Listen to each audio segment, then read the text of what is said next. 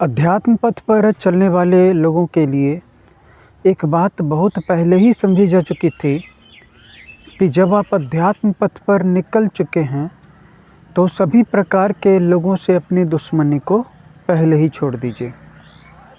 अध्यात्म का मतलब होता है अपने क्षुद्र लिमिटिंग स्पेस से बाहर निकल जाना, और जो बाहर में विराट है, सार्वभौम है, विराट आत्मन है, उसमें समा जाना, यानी कि सीमित से अनंत हो जाना, छोटे से बड़ा हो जाना, क्षुद्र से विराट हो जाना। ऐसा व्यक्ति जो लोगों से नफ़रत भी करता है और लोगों को दुख भी देता है और लोगों की बुराई भी चाहता है, आध्यात्मिक हो ही नहीं सकता। अब सवाल ये उठता है, आप पूछेंगे कि आचार्य जी, मैं तो खुद किसी का बुरा नहीं करता हूँ, वो मेरा बुरा क्यों करता है? मैंने तो उसका बुरा नहीं चाहा था, वो मेरा बुरा क्यों चाहता है?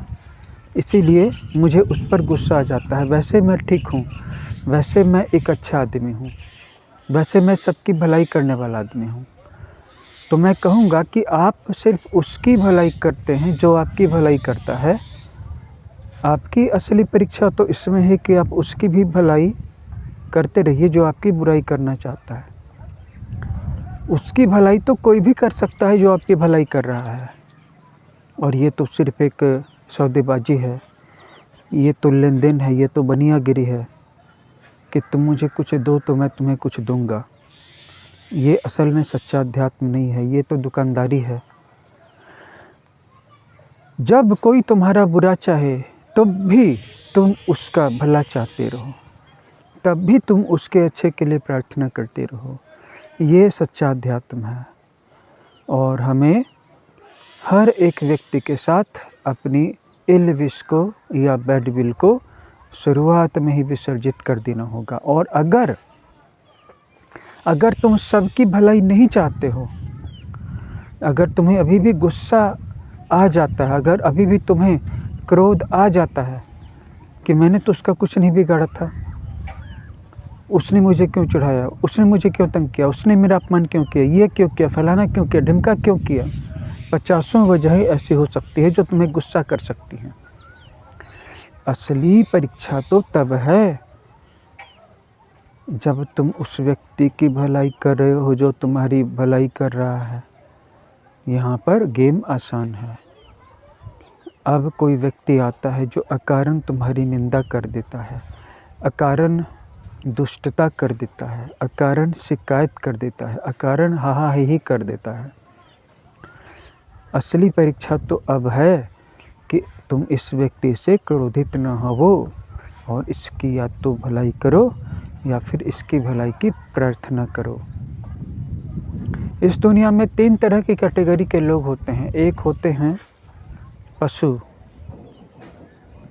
ऐसे लोग जिनका निवास पशु लोक में है या राक्षस लोक में है या प्रेत लोक में है या हैवानों के लोक में है या नरक लोक में है। ऐसे लोग उनकी भी बुराई करते हैं जो इनकी भलाई करते हैं,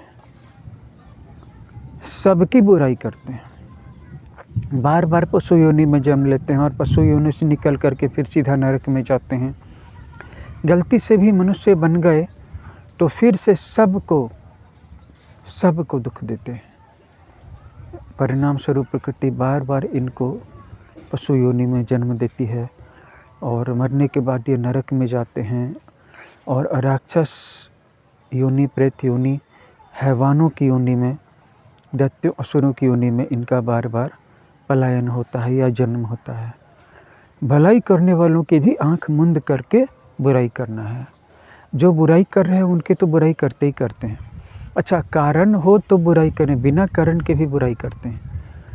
फिर आती है मनुष्यों की श्रेणी जो उनकी भलाई करते हैं, जो इनकी भलाई करते हैं, और जो इनकी बुराई करते हैं उनकी भी बुराई करते हैं।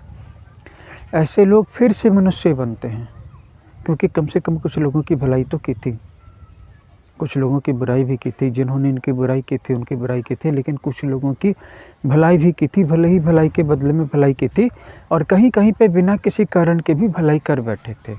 जिसके कारण अगले जन्म में उसी आधार पे इनका थोड़ा सा अपग्रेड भी हो जाता है, नहीं तो डिग्रेड भी हो जाता है। अब हम आते हैं देव योनि, कि जो लोग खुली आँखों से आपके सामने आपके काट रहे हैं, आपकी बुराई कर रहे हैं, आपका अपमान कर रहे हैं, तब भी आप इनको क्षमा कर दें या इनकी भलाई कर दें या फिर इनकी अच्छे की प्रार्थना कर दें। क्राइस्ट ने कहा, हे परमपिता तो इनको माफ़ कर दे क्योंकि ये नहीं जानते कि ये क्या कर रहे हैं, इनकी भलाई की प्रार्थना कर दें। ऐसे लोग सीधा देव योनि में जाते हैं मरने के बाद।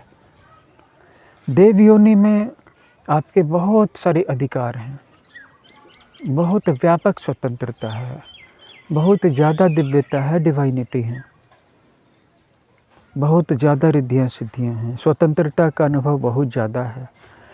वैसे देव योनि भी जेल में है, मनुष्य योनि भी जेल में है और असुर योनि तो जेल में है ही। पशु लोग सश्रम कारावास में है कि मेहनत भी कर रहे हैं तब भी कोड़े खा रहे हैं।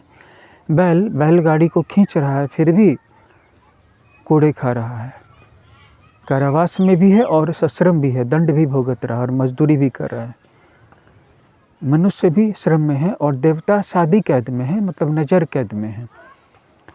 कुछ अधिकार मिले हैं लेकिन उस अधिकार में पूर्ण स्वतंत्रता नहीं है, पूरा उससे आगे नहीं जा सकते हैं और अपने लिमिट से ऊपर नहीं उठ सकते हैं।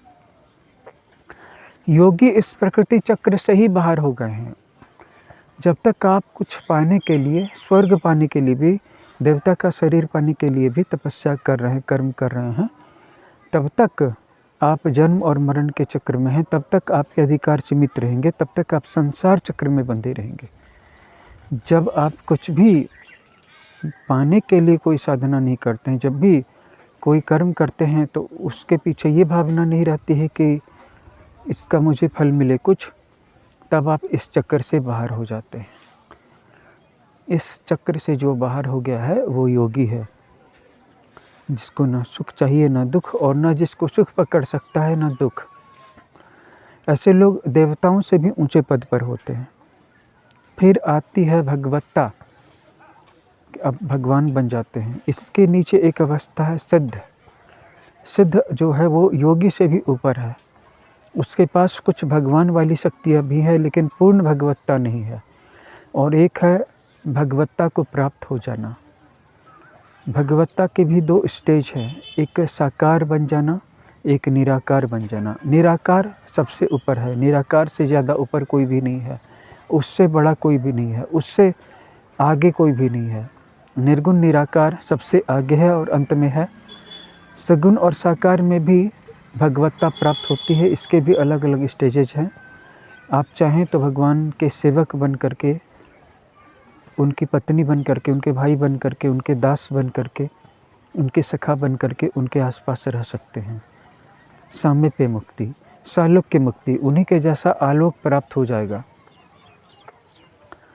सारष्टी और सायोज्य, यानी कि आप उन्हीं में मिल जाएंगे। आप भगवान राम के भक्त हैं तो खुद भगवान राम में मिल जाएंगे। तो जिस तरह की हमारी मति रहेगी वैसी हमारी गति रहेगी। अगर हमारी मति इसी तरह से है, पराये धन को छीन लेना है, पराई स्त्री पर नज़र डालना है, तो हम बार बार नरक के कीड़े बन करके आते रहेंगे, लौटते रहेंगे और घनघोर दुख उठाएंगे। अगर हमारी मति ऐसी कि जो मेरा है मैं उसका हूँ, जो मेरा दुश्मन है मैं उसका दुश्मन हूँ, तो हम मनुष्य ही बन करके आते रहेंगे। अगर हम अपनी बुराई करने वालों, बुरा चाहने वालों के भी भले की प्रार्थना करेंगे, कोशिश करेंगे, एक बार में आप नहीं कर लेंगे ऐसा नहीं है कि मैंने आज आपको बोल दिया तो आज से ही आप ऐसा करने लगेंगे तो आप देवता बनेंगे। और अगर आप हर चीज़ को पाने की इच्छा छोड़ देंगे तो आप योगी बनेंगे। योगी बन करके आप संसार चक्र से ही बाहर हो जाएंगे, मुक्त हो जाएंगे। योगी बन करके साधना में दिव्यता लाएंगे तो सिद्ध बन जाएंगे। सिद्ध बनने पे थोड़ी सी भगवत्ता का प्रकाश रहेगा और आत्मा तो मुक्त रहेगी ही, डिवाइनिटी दिव्यता पूरी आ जाएगी, दुख नहीं रह जाएगा। यहाँ पर कुछ शक्तियाँ, कुछ पावर, कुछ अधिकार भी आ जाएंगे। फिर आता है भगवत्ता वाला लेवल। आपको जो भी प्राप्त करना है आप वैसी अपनी मति बनाइए, वैसी आपकी गति होगी। हमारे इस वीडियो को लाइक कर दीजिएगा। अगर चैनल सब्सक्राइब कर लीजिएगा, तो ऐसे ही वीडियोस आपको मिलते रहेंगे। हमारी साधना प्रणाली से भी जुड़ सकते हैं। डिस्क्रिप्शन बॉक्स में हमारा फ़ोन नंबर दिया हुआ है, व्हाट्सएप नंबर, वहाँ पर आप दीक्षा प्राप्त करने के लिए हमसे संपर्क कर सकते हैं। हरि हर